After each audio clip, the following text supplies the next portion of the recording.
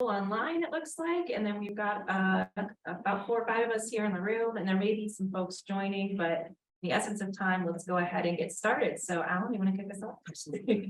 Thanks everyone for joining us today for the Glenn College Colloquium series. We're excited to have Dr. Nisar with us today. Before we get started, I wanted to remind the audience that our culture is to allow the speaker to present for the first 30 minutes with only clarifying questions from the audience. Of course, the speaker may pause, ask feedback during the talk, but we otherwise ask that you hold your more substantive questions until the end of the presentation. We truly value audience engagement and hope to have a dynamic and constructive discussion at the conclusion of the presentation. I'll now turn it over to Dr. Hassan to introduce our wonderful speaker. Thank you, Alan. It's my honor to welcome Dr. Azfar Nisar to Glenn College and to the first colloquium in the spring semester. Dr. Nisar currently serves as an associate professor in public administration and policy at Lahore University of Management Sciences. He is also an associate editor of Journal of Public Administration Research and Theory. So Dr. Nisar has a very unique professional background that I think a lot of PA people don't have. He's trained as a medical doctor and worked as a civil servant before pursuing his academic career in public administration. He received his PhD in public administration policy from Arizona State University in 2016. He also has a master's in public policy from UC Berkeley. His doctoral dissertation was awarded the Best Dissertation Award by the Academy of Management's Public and Nonprofit Division.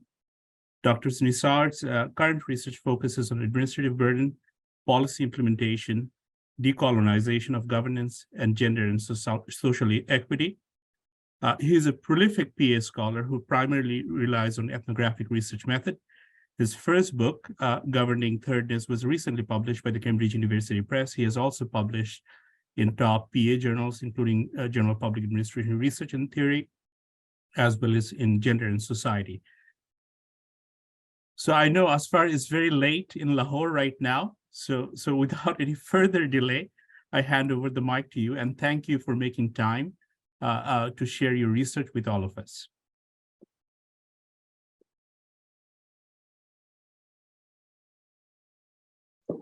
So I don't know how much of that you heard, but I'll go a little quicker. So Hamza represents this new generation of civil servants who have become social media celebrities in recent years. And same is the case with neighboring India, where there is this huge new generation of civil servants who have become social media celebrities and their followers are run in millions. So they have very much created a new brand for themselves. So while this new dynamic unfolds on the bureaucratic side, on the citizen side, we also see an increased engagement with the affordances offered by social media to archive, examine, record, and contest perceived social injustices, especially in service delivery in frontline bureaucratic offices. And this is something that, again, has been increasing over the last few years. So as social media becomes an arena of choice, so to speak, for different forms of political action by both bureaucrats and citizens, we have been trying to understand the common underlying patterns of this interaction and some of its antecedents and the implications of this changing dynamic on the citizen-state relation.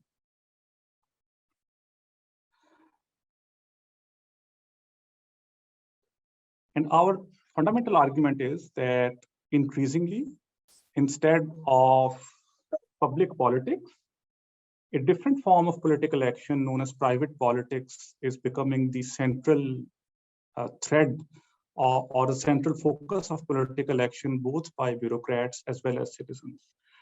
Classically, in public administration, political action has generally been framed within the context of public politics, where participants look towards formal policy changes and the formal policy process. And we borrow this idea of private politics from Barron's work in management studies, where Barron argued that because the costs of engaging the public order are increasing and there is limited perceived utility of public politics, private organizations increasingly look towards informal engagements with consumers and activist groups instead of looking towards the state to resolve their issues. We feel that that argument can be extended increasingly to the forms of political action employed by bureaucrats as well as citizens. And I will discuss various antecedents of this private politics in detail. We have captured some different dimensions of these private politics in our previous work. For example, informal policy repair by frontline workers and strategic use of capital by citizens to reduce their individual administrative burden. Again, these forms of political action don't result in any formal policy changes, but represent very much private efforts, individual efforts of these political actors to advance their interests. But in this presentation, I will specifically focus on private politics as it unfolds in social media, because I think most of you would agree that social media is becoming sort of the arena of choice for this private politics. And so our fundamental argument is that a consequence of both administrators and citizens engaging in private politics is that the citizen-administrator interaction has transformed itself into a spectacle. And when I use the word spectacle, I am borrowing Lyotard's definition of spectacle from his excellent book, Society of the Spectacle, where the spectacle is not just a collection of images, but a social relation mediated by images. And what we have observed, even in our fieldwork, that increasingly in citizen-administrator interactions, even in offices where there is no one present apart from the frontline bureaucrat and the citizen or the claimant, there is this assumption that somebody or something is watching that interaction. And there is an increased, I don't want to say obsession, but there is increased concern about appearances. And in general, in the spectacle, how people and things appear is more important than what they are actually doing. So on the bureaucratic side, and in some other ways on the citizen side, being seen to do good is actually more important than actually doing something productive. So symbolic appearances or symbolic images that communicate a care-based perspective of service provision on the bureaucratic side is actually more appealing for both the bureaucratic brand as well as the citizens receiving these images, because both sides increasingly understand this relationship through the metaphor of the spectacle. And within this spectacle, the bureaucratic mistakes and citizen grievances are increasingly becoming hyper-visible.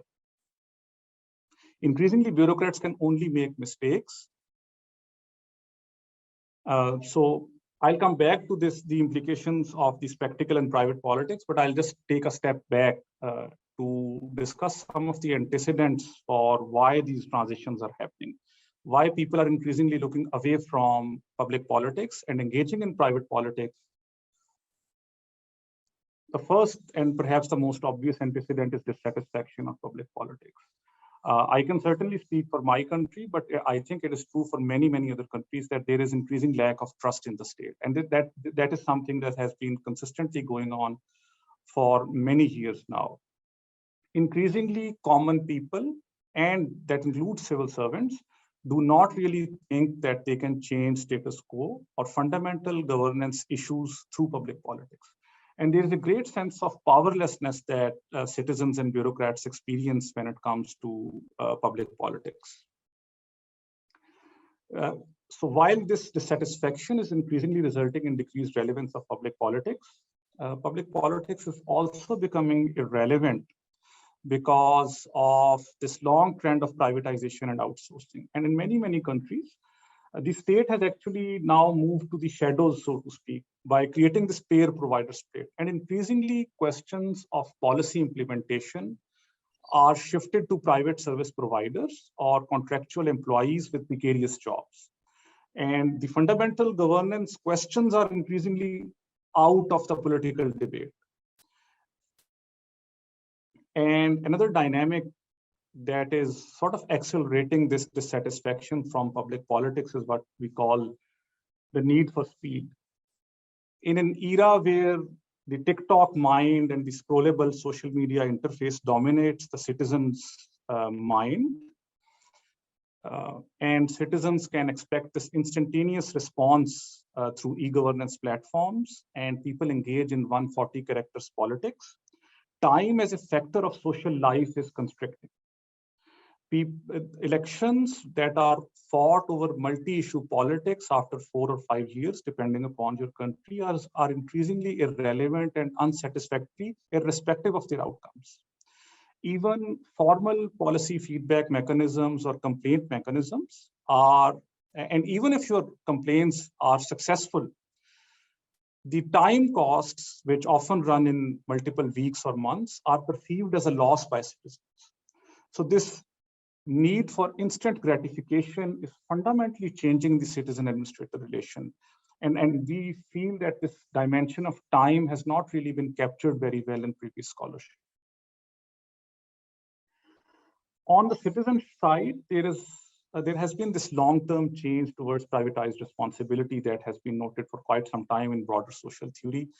In public administration, Erickson's work on self-service democracy is excellent in this regard, where there has been a gradual shift towards the role of citizens as a bearer of duties, where the citizens can almost be compelled to participate in citizen participation initiatives and co-production initiatives and to generate data about themselves. And the message behind this whole project is that citizens, so bureaucrats are just a different form of citizens, right? So there is increasing message from the state that the bureaucrats or citizens need to take responsibility of their own welfare and stop expecting government to help in every situation.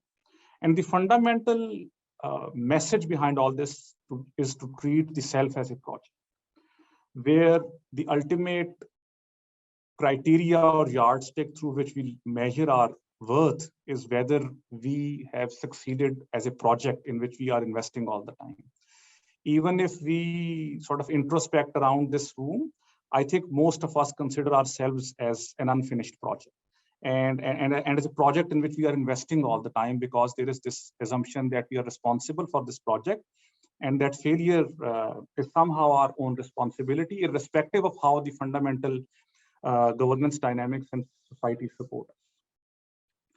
There has also been, with this increase in neoliberal governance arrangement, a long-term trend towards transactional existence and individualized citizenship.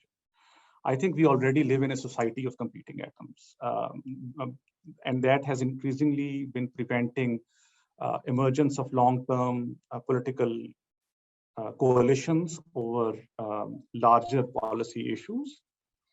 And finally, in terms of resource effects, I've already mentioned that social media has emerged as an arena of choice for politics in society of the spectacle, because it offers new affordances of disclosure, examination, and remembrance. So because of this, and because of these antecedents on the bureaucratic side, there has been erosion of tenure and job protection. Those of you who are familiar with the new public management literature are very familiar with these insights. But with the increasing emergence of private politics especially on social media, bureaucrats cannot hide behind that classical Weberian anonymity. And they are increasingly vulnerable to targeted physical and reputational damage. So the fundamental message, I guess, for the bureaucrats is to become entrepreneurial. And while a small number of bureaucrats are responding to that imperative right now, at least in Pakistan, we strongly feel that this trend is going to increase. And it is because it represents the obvious next step in the dominance of private governing logics. Earlier, it was the transition from public service to managerial logics. But as market and private dynamics increasingly become more dominant, the bureaucrats are increasingly being asked to become entrepreneurs. And the fundamental question that bureaucrats, especially frontline bureaucrats and even higher level frontline managers have to answer increasingly in their individual capacities, what have they done to improve governance? And these bureaucrats are responding by creating a public persona, by creating certain pet projects, which are largely symbolic in nature. But in this spectacle, they help gather more followers. And why do they help get more followers? Because newness is now read as innovation.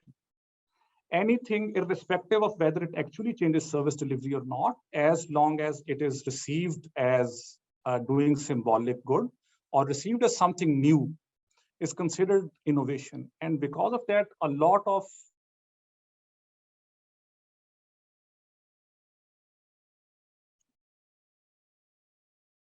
considered business as usual and considered synonymous with decay.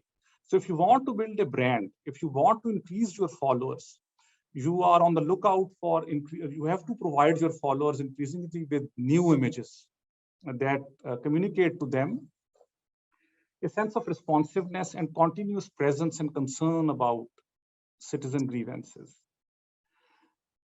Many of these bureaucrats are also careful to portray victories as their own and not of the state.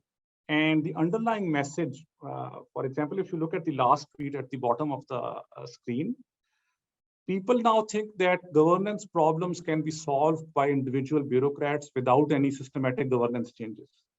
And that's a very fundamental shift in how governance problems have been approached. And this is, and generally the bureaucrats who are offered as a solution to these governance problems are the ones who have been very successful in building these personal brands. On the other hand of the citizen-administrator interaction, the citizens increasingly, because of ethicalization and individualization of existence, are receiving this activist imperative. Because they are it is always communicated to them that they are clients who are always right, and that ethicalization communicates to them that if they let any perceived injustice stand, it's a personal ethical failure. So again, the question posed to citizens by this discourse of responsibility and individualization is, what have you done to improve governance in your individual capacity? And that's why activism, especially on social media in the form of disclosure, examination, remembrance, and contestation, is now very much the in thing. Unfortunately, this activism is often incident-based, results in micro-coalitions, and is focused on immediate gratification, and provides citizens with an illusion of empowerment without any meaningful changes in governance arrangements.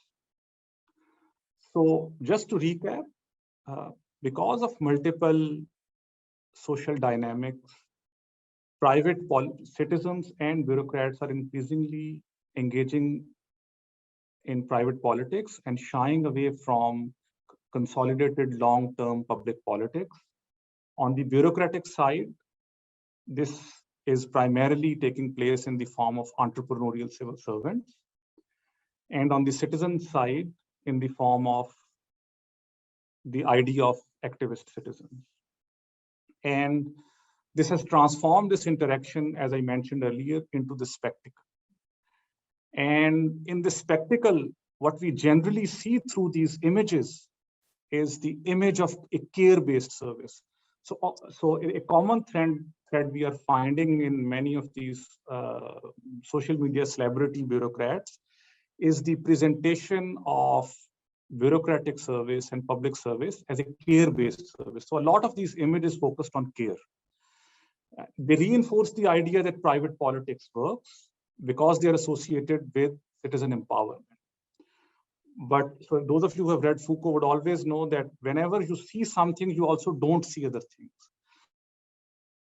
So this spectacle also hides from us the fact that behind this facade of care-based governance, transactional governance arrangements are increasingly being taken for granted. Public politics, which ultimately has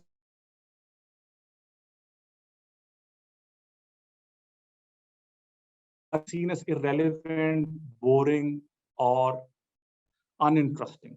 And again, this has huge implications for not only the governance arrangements, but also the citizen administrator interaction.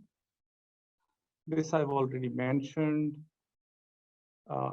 It is resulting in single issue incident-based micro coalitions. The hashtags go viral for a bit and then they dissipate very quickly.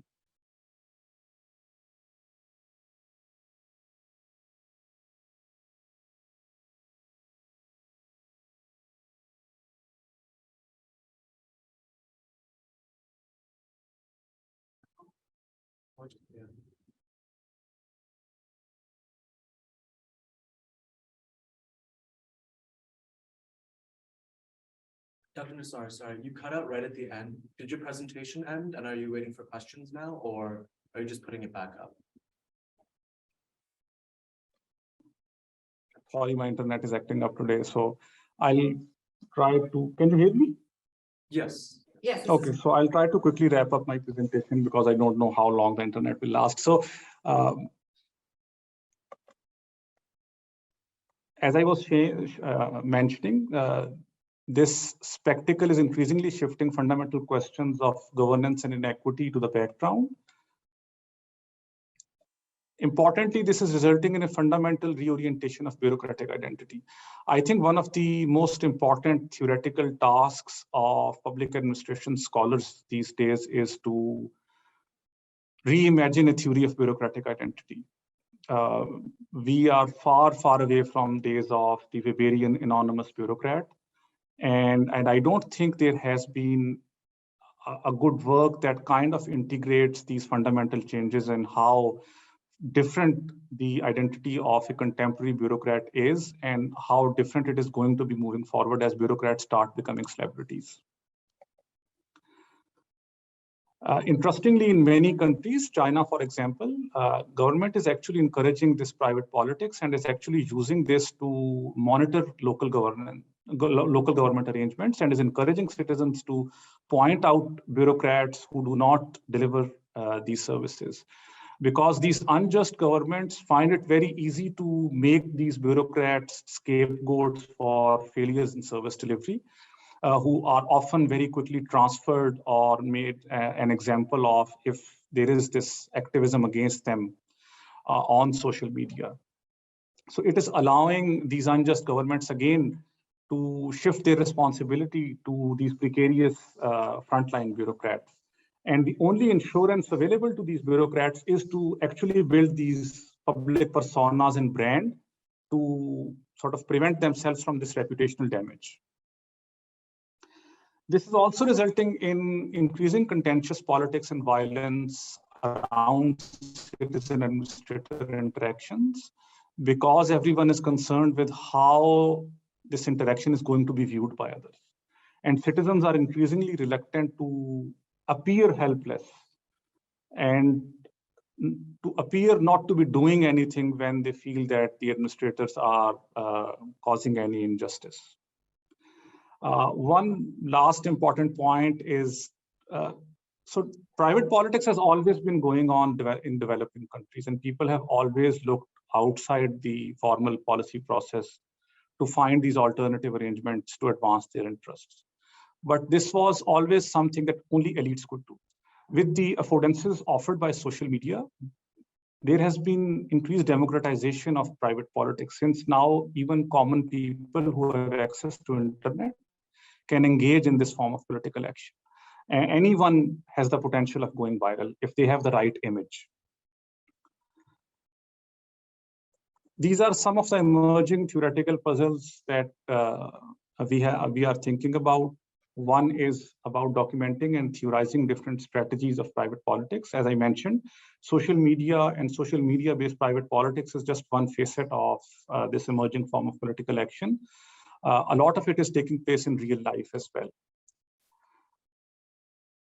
Private politics in different societies naturally is going to have different heterogeneities, as I mentioned. I think in dictatorial regimes, as compared to democratic regimes, private politics is going to look very different.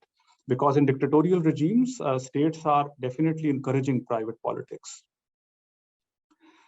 While we have anecdotal evidence that private politics in building a brand helps, I think it needs a more systematic examination, empirical examination to see how this private politics, building your brand especially, is influencing the career trajectories of civil servants who are engaging in it.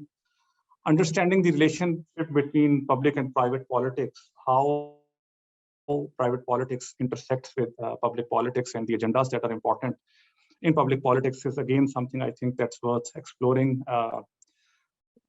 Finally, this private politics is not just at the level of citizen-administrator interactions. Increasingly, for example, developing countries have to look forward to and engage with international financial institutions and organizations like Amazon, Google, to negotiate their private interests. And that is increasingly where a lot of even governance arrangements are being negotiated.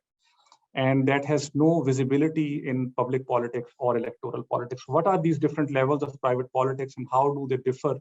And how do they influence governance arrangements, I think is an important theoretical puzzle. I've taken a lot of time, but I'll quickly mention this because this is very close to my heart. I like to apply all the insights to academia in general. I think private politics is definitely on the rise in academia as well, public administration being no exception. As our institutions become more transactional, university bureaucracies become more opaque, and our jobs become more precarious.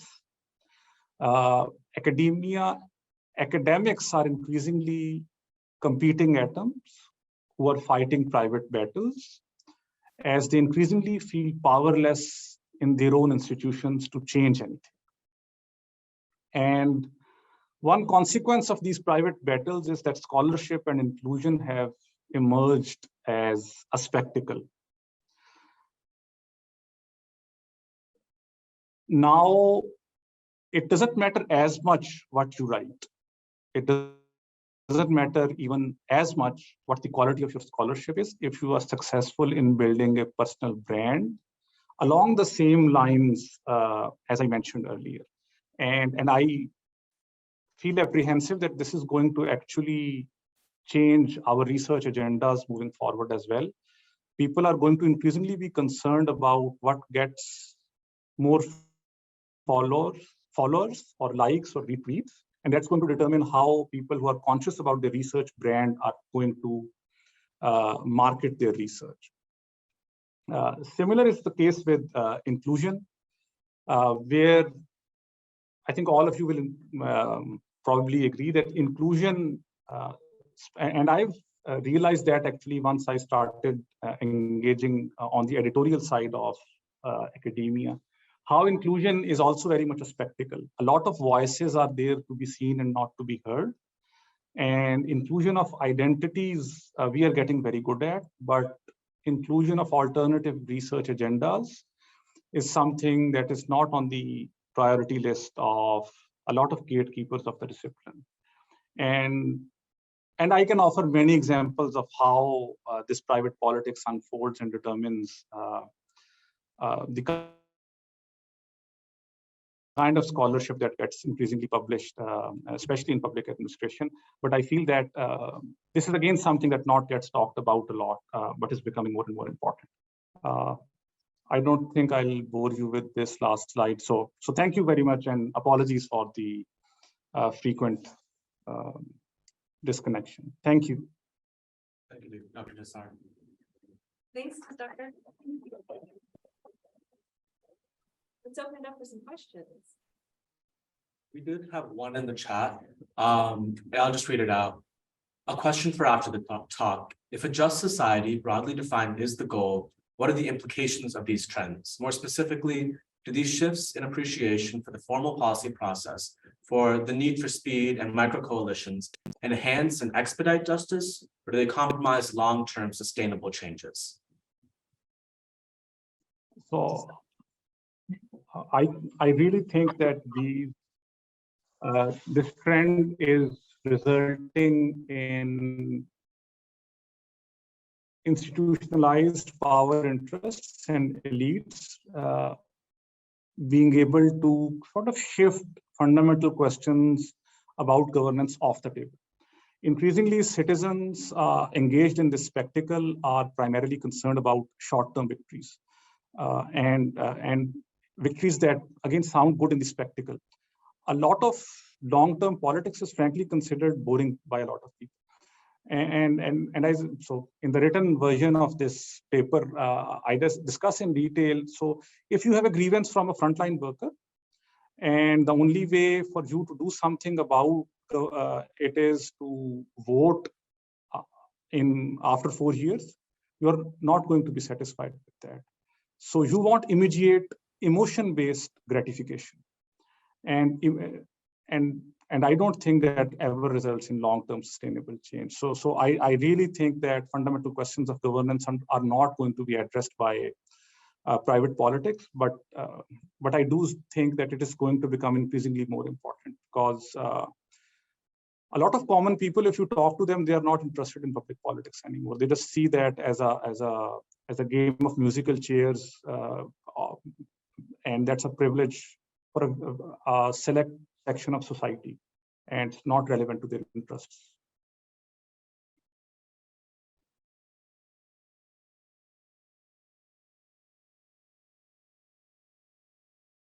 Other questions? Please go ahead. Or ask it in the chat, and I can read it out as well.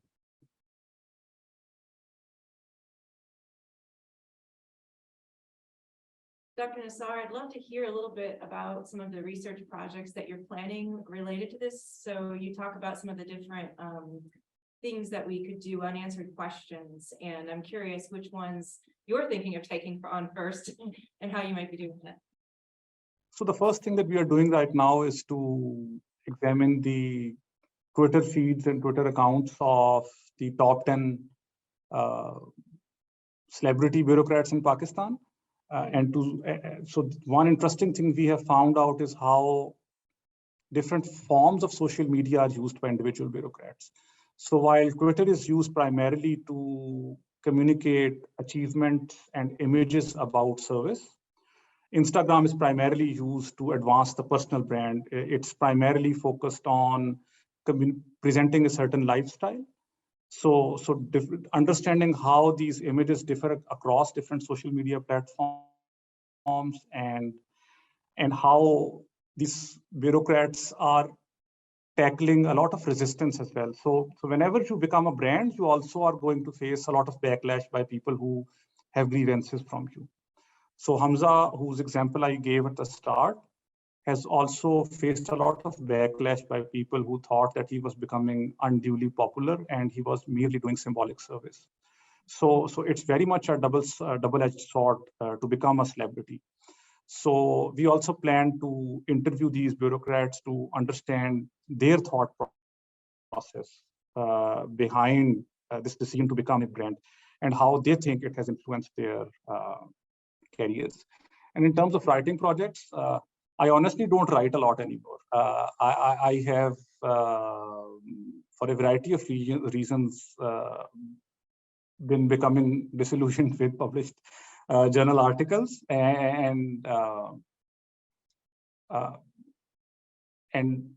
the purpose of engaging in these projects is to make sense of certain things in life and governance arrangements. I am not interested in being able to publish these things anymore. That's not as important to me, because I've realized that a lot of us come to these disciplines to do some positive things, and I realized that my scholarship doesn't really change anything. So I'm trying to figure out ways in which I can better contribute to the kinds of questions that are important. And one thing I've realized is it's in many ways better to write a book. There is much more creative freedom there. So I did not get to show you the last slide. So I am working on an overall project of this shifting of different types of politics between the public and the private sphere. So for example, how our private lives are now becoming public, and many public issues are becoming or being shifted to the private sphere. So there is this overarching project in which I am engaged, of which private politics is a small part.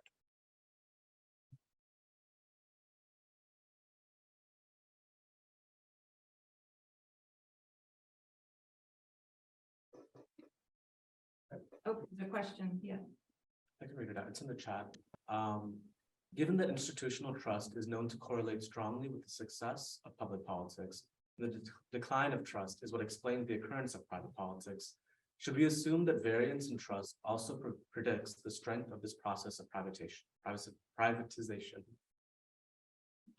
Yes, I would assume so. I think if citizens have an ability or have a trust in the public politics, naturally the chances of them engaging in private politics would be less. But I really think that factor of time is increasingly important in governance arrangements, and I don't really think that is appreciated as much in public administration scholarship. People are increasingly concerned about immediate gratification. So while trust might be one factor that increases the relevance of public politics, I think public politics is going to have to accelerate along different dimensions for it to be relevant.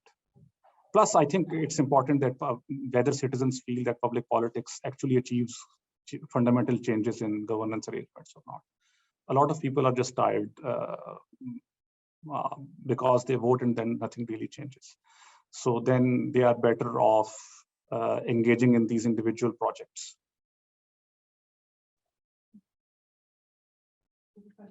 Yeah, thank you again for your talk. You gave the example of China and the local governments. I'm wondering how you see this playing out differently at say the national level from the local level. And of course that will differ in different countries because of the structure, the federalist structure of different governments. Mm-hmm.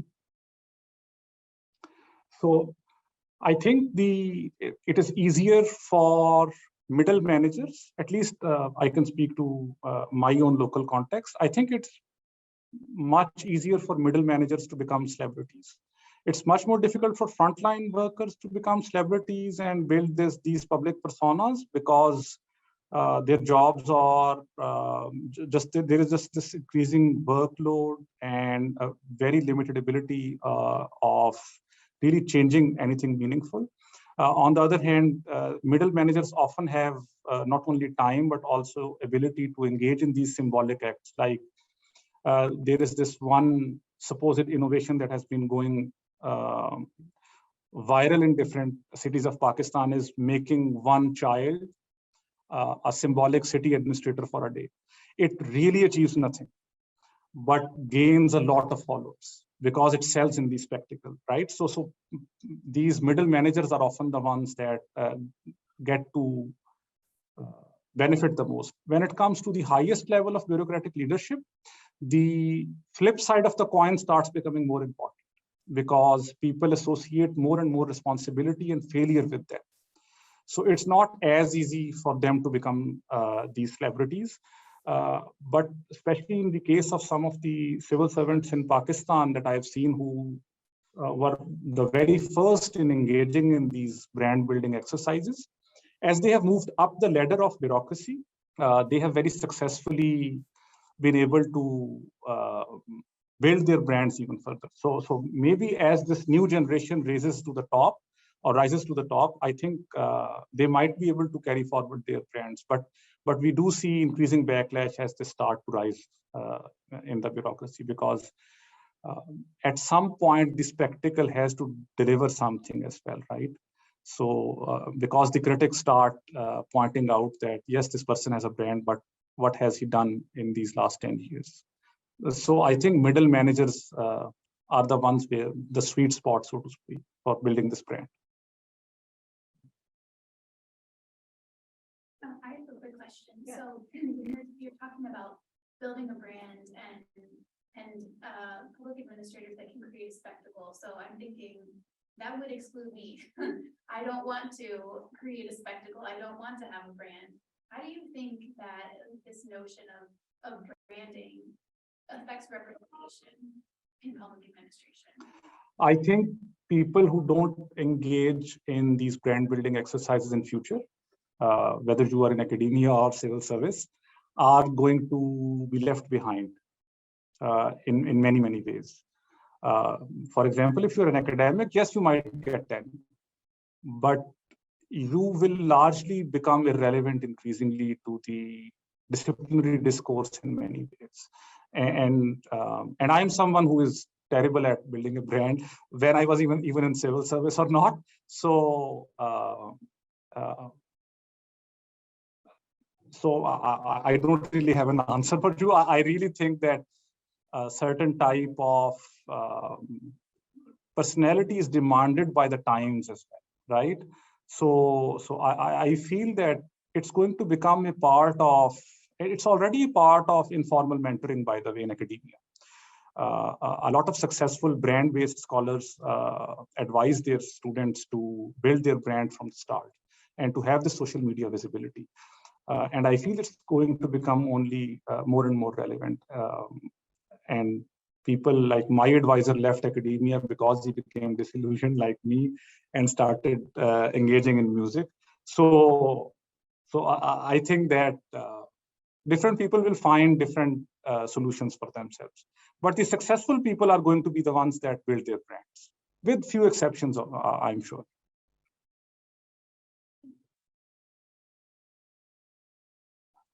Karen? Hi, Dr. Nisar. Thank you so much for your presentation. I'm a big fan of your work, as I know a lot of us in the Glenn College are. I wanted to follow up on a few things that you've been saying specifically around academia and your disillusionment and this idea that this hits closer to home in academia. We have a lot of doctoral students that are here on the call, and I know all of us have read Children of a Lesser God several times. You know, I have it as a required paper in my qualitative methods class, and I know that they read it in some of their PA classes as well.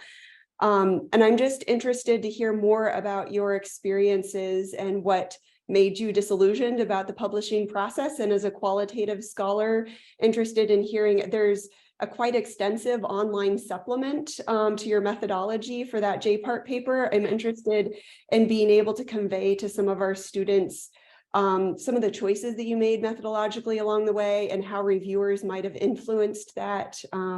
It's always been a question I've wanted to be able to ask you, so I'm going to poke this into this presentation here, if you don't mind.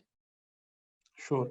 So I've been very lucky in terms of the publishing process. I don't know why. I wouldn't claim that I was good at it, but so one reason could be that my wife is an anthropologist, so I learn a lot from her. So that's why I'm good at qualitative methods in general and sort of justifying my methodological choices. So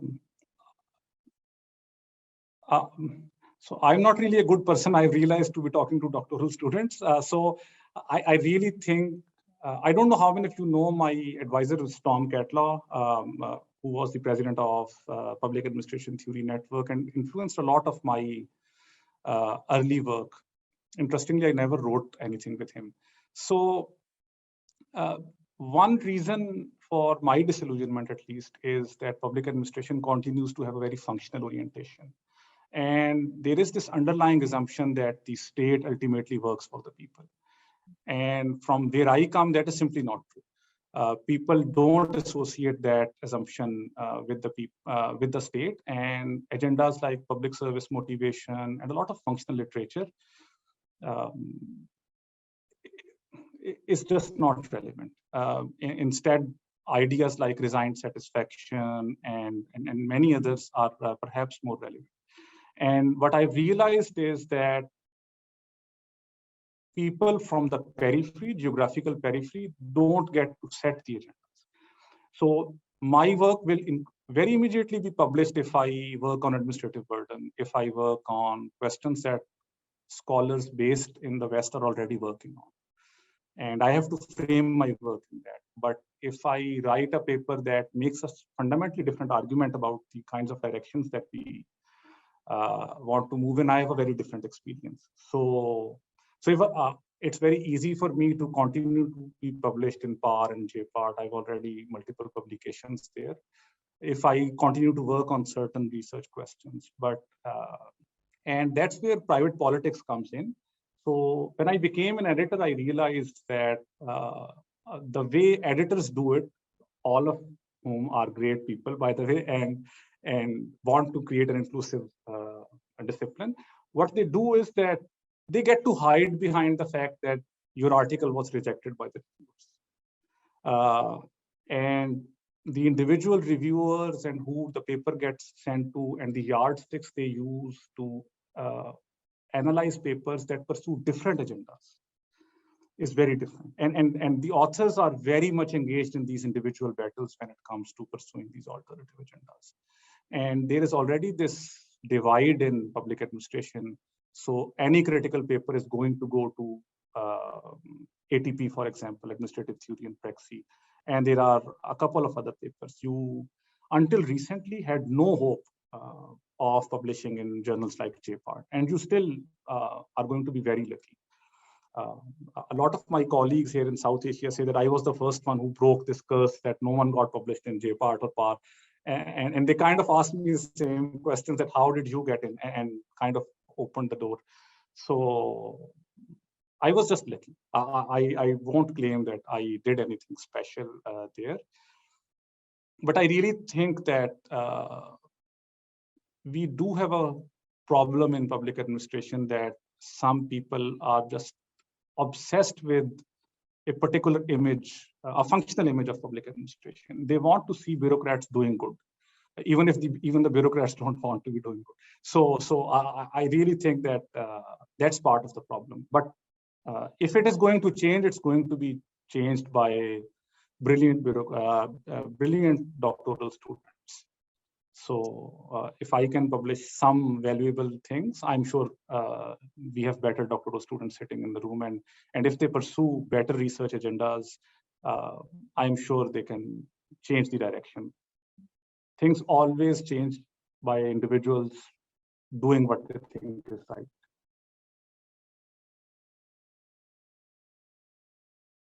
And I love writing, by the way. So that's also why I have been lucky in that.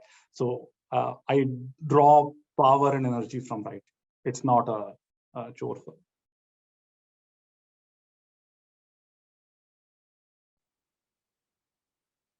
Sorry that this has become more personal than academic. Other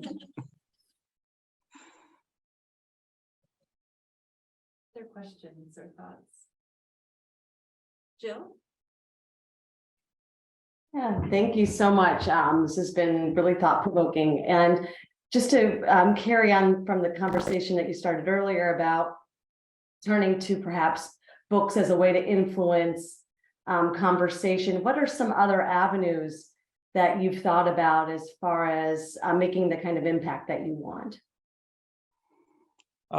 One is to lower my expectations of impact as well, right? So I was so lucky with the publication process that like the first paper that I sent in my first year of PhD got accepted with minor revisions, right?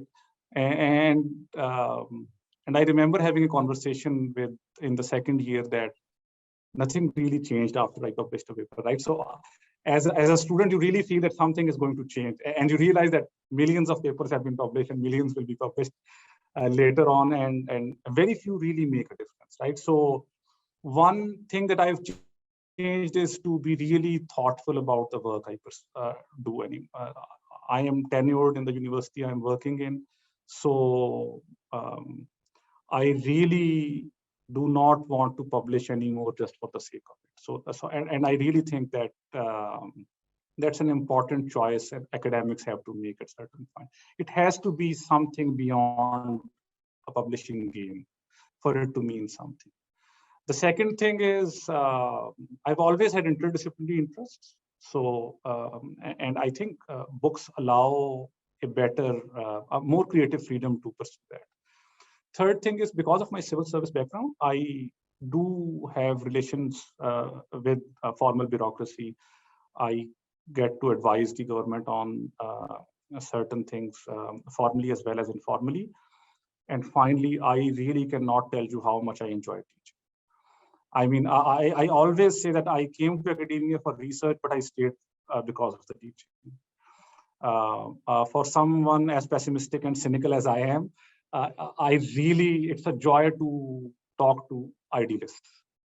have not been, whose like idealism has not been colored by the realities of life. And if I can contribute to even one person realizing their dreams, I think that's all the impact I'm happy with. So I really think that teaching is something that I really, really enjoy and look forward to. Thank you. Any one last question anybody have? I was just going to call to the chat. I think Dr. Morton had a question in the chat.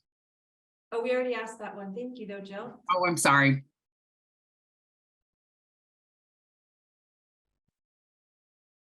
Dr. Nisar, I have a question.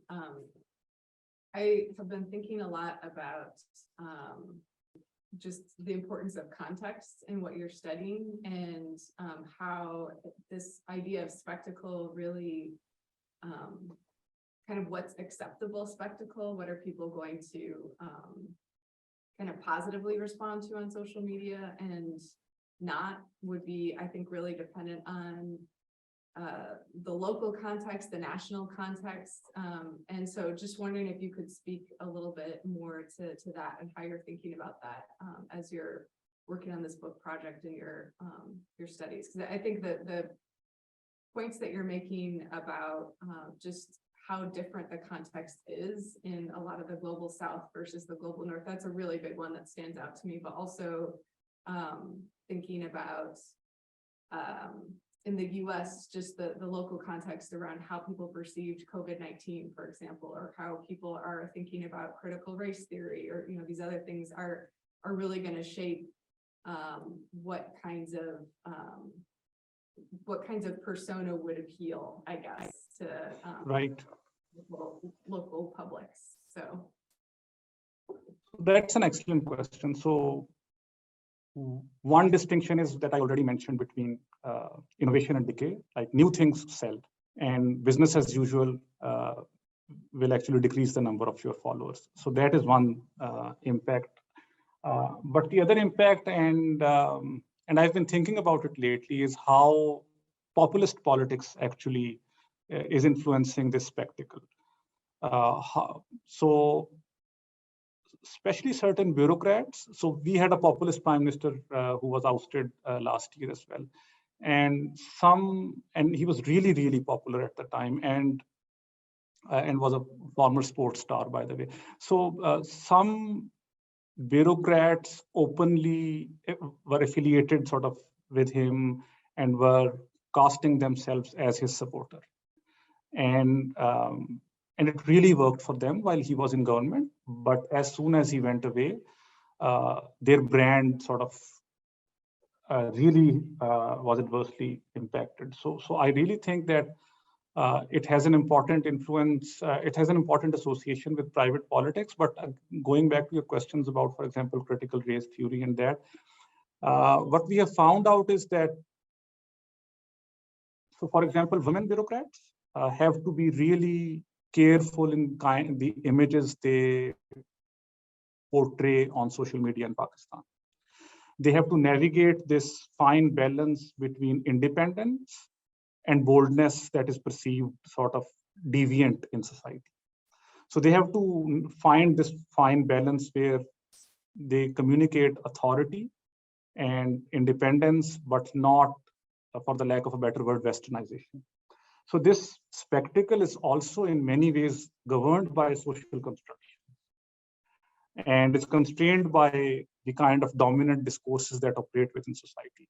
So if you are going to become popular, you are going to become popular by identifying with and appealing with dominant social forces in society. You might be able to carve out a niche brand by appealing to a certain educated minority, but to advance your career, I don't think that's going to be a very successful strategy.